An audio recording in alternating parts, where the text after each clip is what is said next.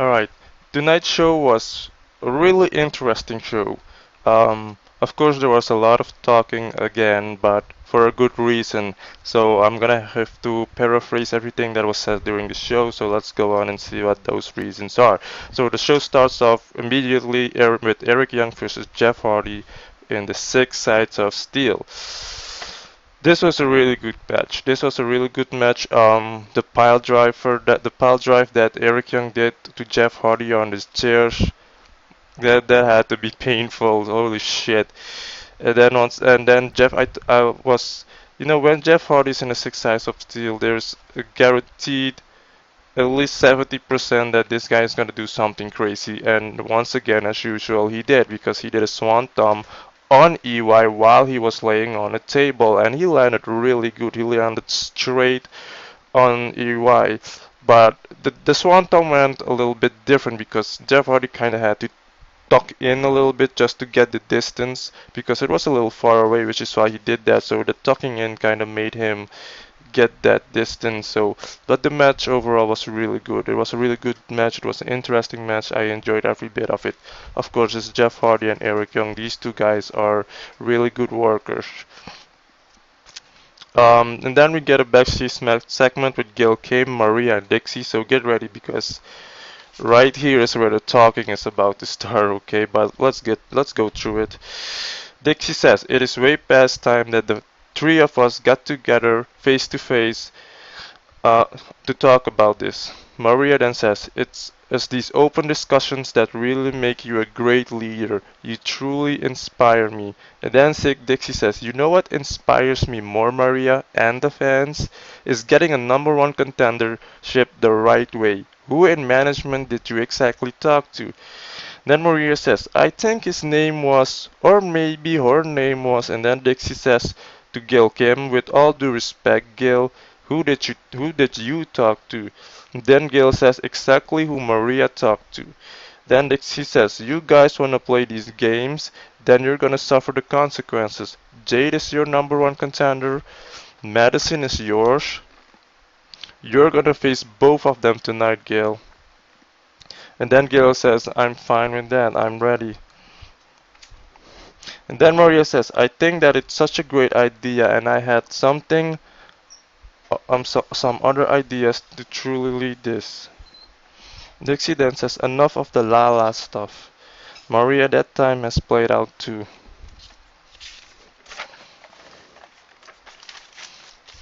And then we get to the locker room where Jeff Hardy says a few things after his match with Eric Young. He says, after a match like that, this is what an aftermath ritual for Jeff Hardy consists of. Ice, ice, baby. Then he shows the ice, and lots of it. Eric Young, you did everything you could to beat me and you failed. Hardy's revenge was successful. I got the hair of a wild man but the spirit of a superhuman. Definitely. Matt Hardy, Drew Galloway, I'll be watching you on the main event tonight. And I'm in sight of that world title, trust me. Creatures, stay with me. So that is what he had to say about his match with Eric Young. And then we get a segment featuring Drew and Matt Hardy because apparently they have the final words to say to each other before the match in the main event. So after JB introduced Matt Hardy, Matt then grabbed the mics and says, I give you now the man who in a matter of minutes I am going to destroy, Drew Galloway. And then Drew comes out. So Drew Galloway is the first one to have the saying. JB, you might have made a mistake calling this the final word, because as you just saw, Matt took the first word and will take the middle word and will try to take the last word and will keep talking till these people leave and you have your hours to turn the lights out on them, because he never shuts up, which is true. Matt then says, look, I am not here to argue, I'm simply stating facts and you are a possession of my property. Matt now said, I should be the champion. So actually Matt really gets the first word. So Matt says, I should be the champion. I dress like a champion. I'm surrounded with a lingerie like a champion. I'm married like a champion. I procreated like a champion. I am the epitome of success in this business. There's a lot of trash in the pants in this business. I think I'm looking at one right now. I'm speaking to you, Jam. Success doesn't come overnight, yet you have to work hard for it. And nobody in this industry works harder than me, is more truthful than me, and has more integrity than me. You're just a petty thief. You're an evil criminal that had to take shortcuts because you knew you couldn't beat me. You knew that, so you had your one victory. Tonight I promise you I am gonna give you a beating of a lifetime, and you're gonna go home alone, and I'm gonna go home with the family member of mine that you have abducted, the TNA World Heavyweight title. So Drew now gets to speak, and then he said, I've said a lot of big things over the past years, but the one word that sums up Drew Galloway is passion. You meet me in the street, you watch me on the show, everybody always says, I drip passion, that's me. I don't play a character on TV, this is 24/7. I remember watching you as a kid when you tried to steal the show every night, and then one day it seemed like you cared about manipulation. Hell, you use your son as a prop on the TV show, which is true. I think they brought that up because the fans were actually saying something about that because why the hell would you bring the kid? So I thinking that that is the reason why they brought that up. And then he said, I've still got some respect for you, certainly got respect for your brother, but last week Jeff and then he breaks off. Drew Galloway, then Matt grabs the mic. Don't you dare mention Jeff Hardy. I am not my brother. I do not come out here and kiss up to these insignificant nobodies that call themselves creatures. Just because you beat Jeff Hardy doesn't mean you're gonna beat me. Then Drew now says, you're right. You're not your brother. Everybody likes him and everybody hates you. Everybody likes him and they don't like you. You're right. I capitalized in the situation and won the title from you. And in my defense, Jeff and I absolutely destroyed each other, which is true.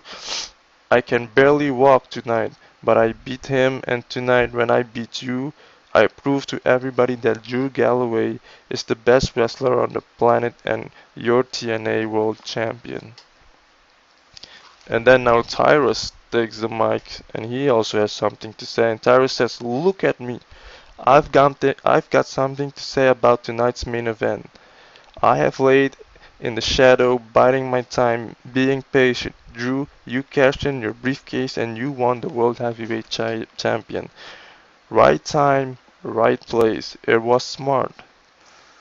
Newsflash! I won Bound for Gold in October, which means I get the title shot however I want, whenever I want, and there's nothing you can do about it.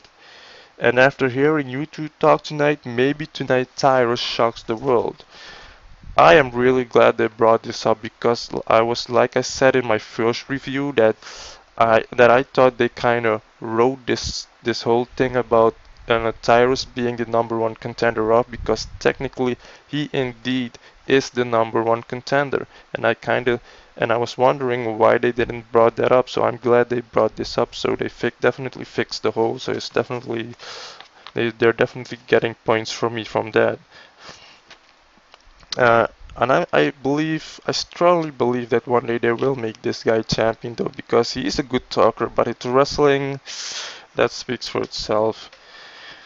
And then we go in the locker room where we see I almost said Black Pope, where we see the Pope, um, which is funny because mostly black people are the popes. I haven't met a pope that is white, but anyways.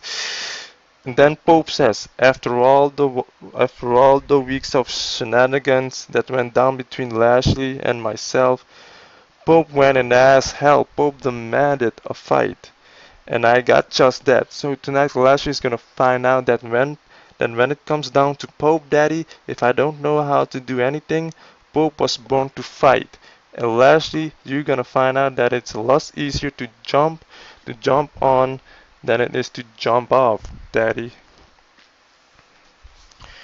So we get to the match between Lashley and Pope.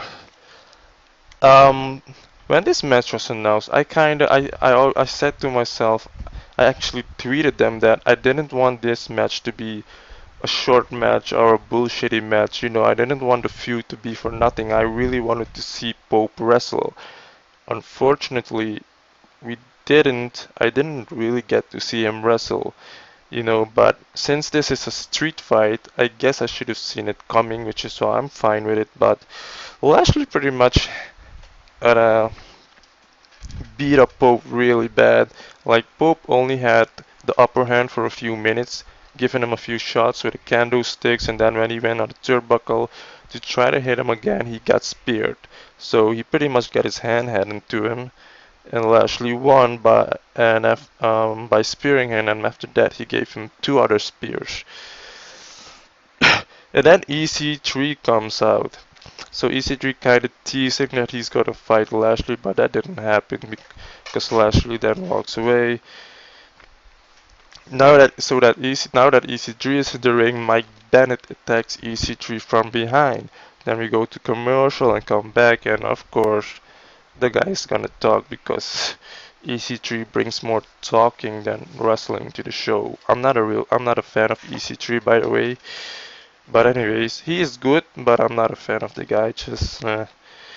But then EC3 said, Bennett, you wanna fight? Well, I'm still standing. So Mike, unless you wanna be considered Ethan Carter, the knockoff, or Bizarro EC3, why don't you come out here and finish the job? And then Mike comes out and Mike says, Ethan, I couldn't help but overhear you say that I was trying to be like you. Ethan, I am absolutely nothing like you. Because Ethan, look around you. Take a look around you. Look at these people. You know what I see? I see people I see people who night in and night out make excuses for themselves. They blame other people for their problems. And Ethan, you're just like them. So if you're not man enough to take responsibilities for your own actions, well hell, I guess you just need me to exist so I can be your excuse all along. EC3 then says, Michael, you exist solely because I've allowed you to exist this long, but I assure you the time for that is rapidly coming to an end. Then Mike says, you know what's coming to an end? Your career is coming to an end. Ethan, take a look around yourself. I look in that ring, and you know what I see? I see a sad, pathetic little bitch. Ethan, my second show here, when I first met you, you were on top of the world. Nobody could touch you. But what happened since then? Everyone that you know has abandoned you. You lost the TNA World Heavyweight Champion. Ethan, face it, you have absolutely nothing and the only person you have to blame is yourself. Take a goddamn look in the mirror. It is all your fault. And if you don't want to take responsibility, that's fine. You can't blame me. Because you know what happens to people who make excuses just like each and every one of these people? You fail and become a loser. So fail and become a loser, and I will go on to become TNA World Heavyweight Champion. I have absolutely no problem fighting you because the outcome is always gonna be the same. You'll make an excuse. I'll whoop your ass. I will stand over you and I will say yes, we do. Then EC3 says, did you just agree to fight me because Bennett finished the job? And then Mike says, you're damn right. I said I will fight you, but not tonight. I'm gonna save that for next week. So Ethan, take care of yourself and have a good night. So as Mike Bennett walks away, Ethan then runs after him to beat. So a brawl started to they started to brawl, and then the brawling continues in the parking lot. But um, Mike Bennett then grabs one of those, I don't know what you call them, but the things with what you lose the screws of the tire. He hits him with it, and then Mike rides off. So that was pretty much that segment. It was a good segment.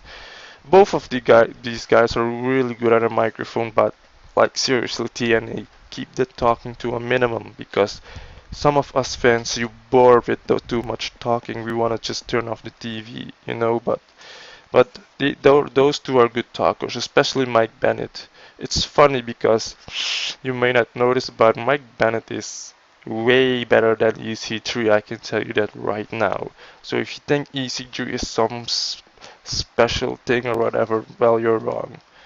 But that's just my opinion.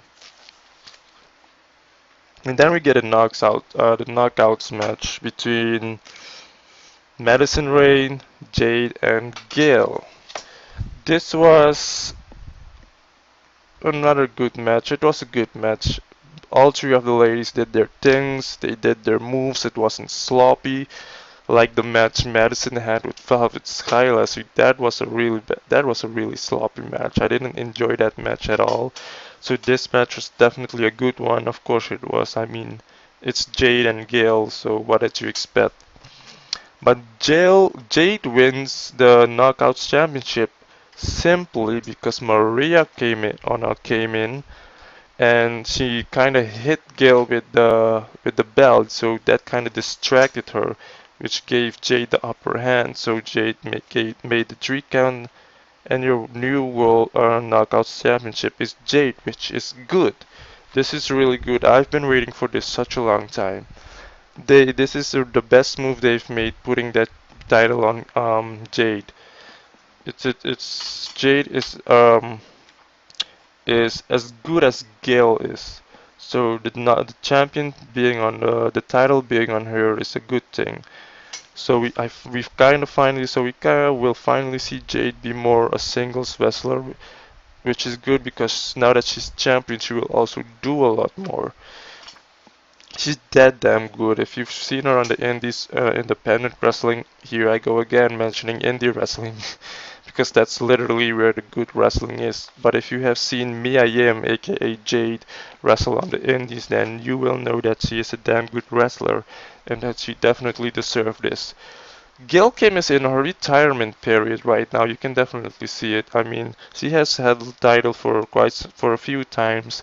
It's time to move on, you know. It's time to pass the torch, and Jade putting it on Jade is a good decision. It's a good move. Then we get a backstage segment with Trevor Lee and Shane Helms. The cameraman asks Shane Helms if he's anxious. Shane says, "Anxious? Why should I be anxious?